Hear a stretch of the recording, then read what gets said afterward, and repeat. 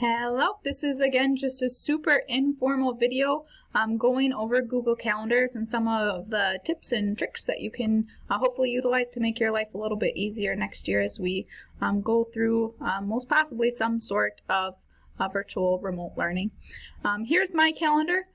Some things before we get started. I'll just go through this top bar here.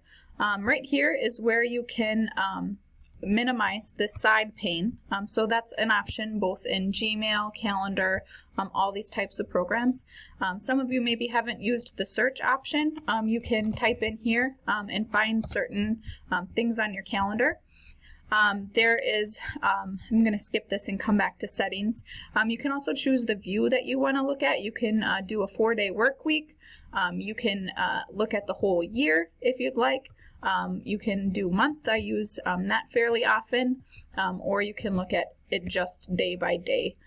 Something that's helpful for me sometimes is looking at it in schedule view. So this shows all of the different things coming up in a list format.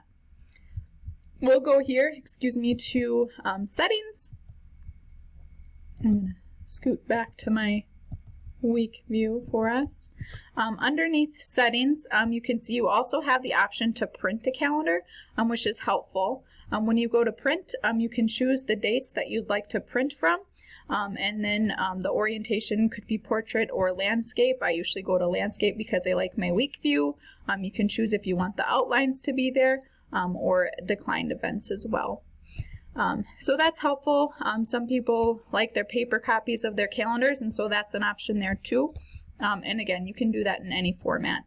If we go under settings, which seems a little redundant, I realize, right here is going to be where we're going to go through a few things.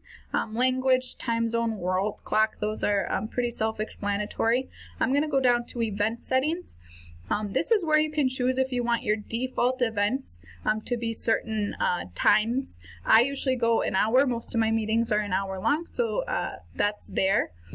You can choose if you want other people on a guest list to appear on your calendar. And then this is really nice. If you don't use this already, it might be helpful. You can turn your notifications off, or you can turn them on to be alerts. If you have alerts on, it will show up just in Google Calendar. When you go to the Google Calendar screen, it will have a little tab right here that says, you have a meeting in 10 minutes or whatever it is. You can also do desktop notifications. I like this because no matter what program you're in, it will have a little notification that pops up and says, oh, you have a meeting in 10 minutes. You can choose to play those sounds for notifications or not. I choose to play sounds because I just have a busy day and it's nice having that ding, oh yeah, I have something coming up. You can choose your view options. If you remember on mine, 4 days was an option. You can change that to a different number. So if you want to see 2 weeks at a time, you can choose 2 weeks at a time, whichever you prefer. It's very personalizable, if that's a word. You can choose to show weekends or not. You can choose to show week numbers of the year. Reducing brightness of past events, I like because I know that's already done and just move on from that one, but it is still there and you can still see it. And then there's an option where you can view calendars side by side in day view, which is nice, especially for scheduling meetings with someone. This is a nice option too, events from Gmail. If you get an email or an invite from someone through your email, this will automatically add those events to your calendar, and then that will be visible to only you, of course.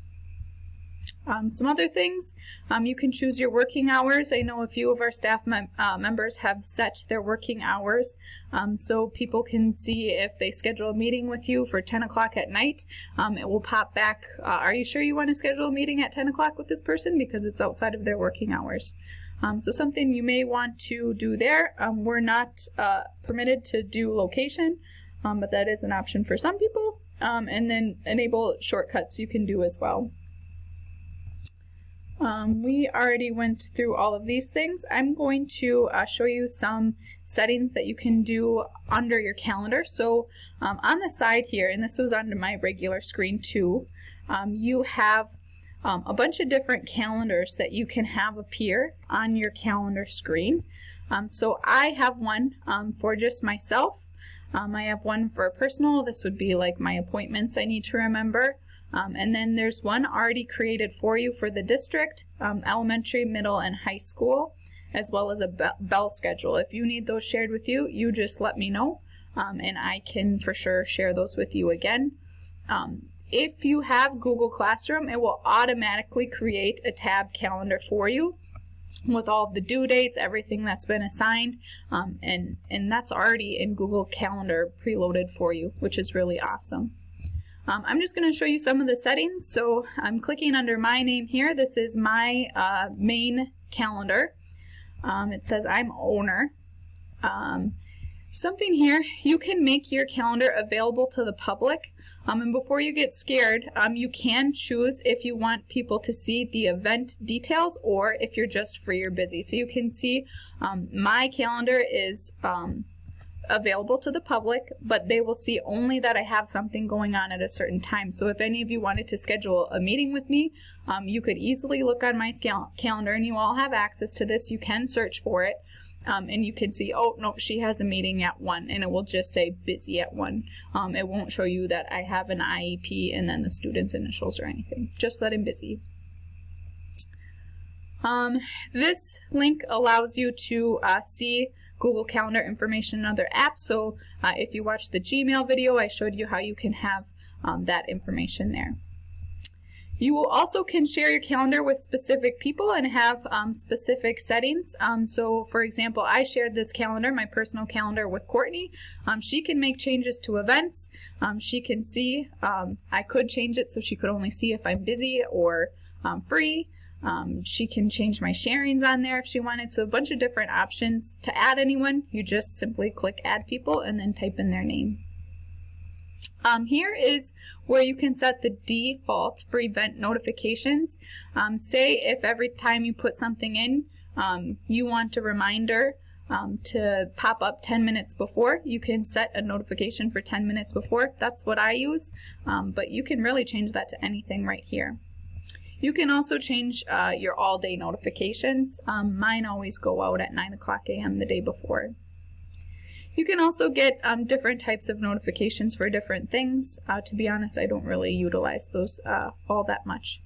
If you do want to share your calendar with people, this is how you would do it. You can literally just copy and paste this link and send it to them, and they can have access to your calendar or find it. If you want to embed something, this is when you would do the embed code, or iCal format is another way that you could do that. So for example, we're using online newsletters now, and so I had to use the embed code to embed our calendar into those newsletters. So that's there. I'm going to go back to the main screen and see if there's something I can show you here. On the side here, if you recall when we were in settings, they had a list of all the different calendars I subscribe to. Here's where you can choose what pops up on your regular screen or not. So for example, this is my main calendar. If I don't want to see that, I can click here and it will take everything away from my screen on my regular calendar that I don't want to see. So I know some people feel really overwhelmed. There's too much going on their Google Calendar. If it's too much, just take that off. And it won't appear anymore for you. So you can really choose what shows up or not, which is nice. I'm going to show you quick some ways that you can add something. You can create an event either by clicking here and creating an event, or you can click the actual time on your calendar. So if I want to create an event Friday at 12, I can just click here Friday at 12. You can see it automatically pops up for being an hour long because that's what my default was. I chose under settings. You can quickly add it here. Otherwise, you can put more options. Click on that and it will bring up this whole screen, which I just tend to prefer to use. You can change the date and time here if you'd like. If you want this to be a whole day thing, so for example, this is last day for seniors, I can click all day. If you choose that to be an all-day event, you can also choose whether or not it repeats. For example, every once a month on the last Friday I want to have something going on, I can choose monthly on the 4th Friday, and then that event will automatically pop up every time, like that. Event details.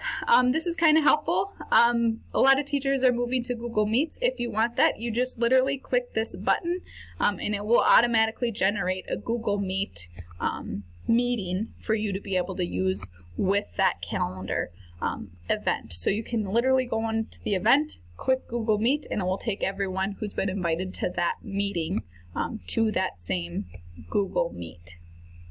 You can add locations here.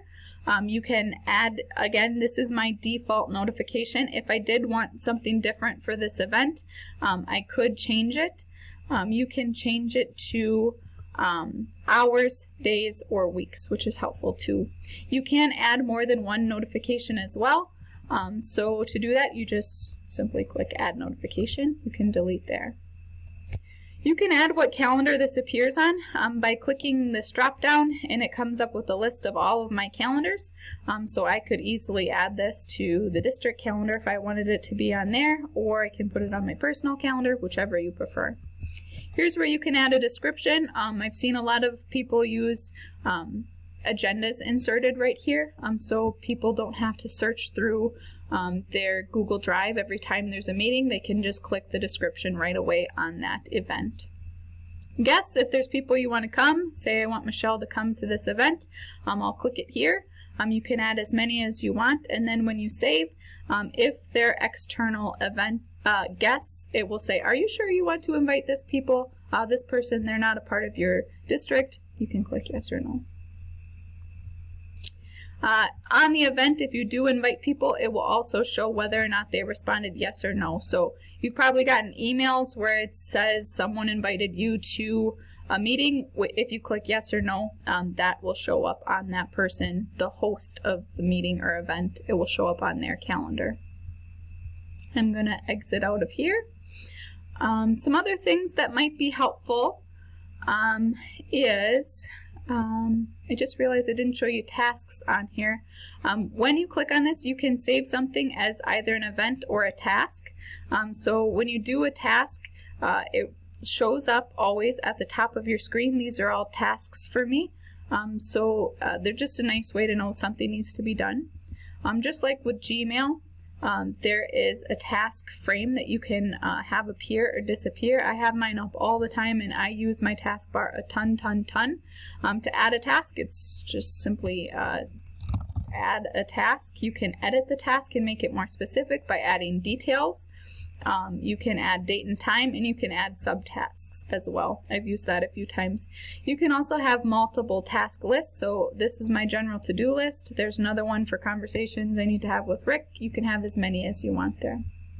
When you're done, you just click marks complete, and then goes into my deleted tasks. I'm trying to think.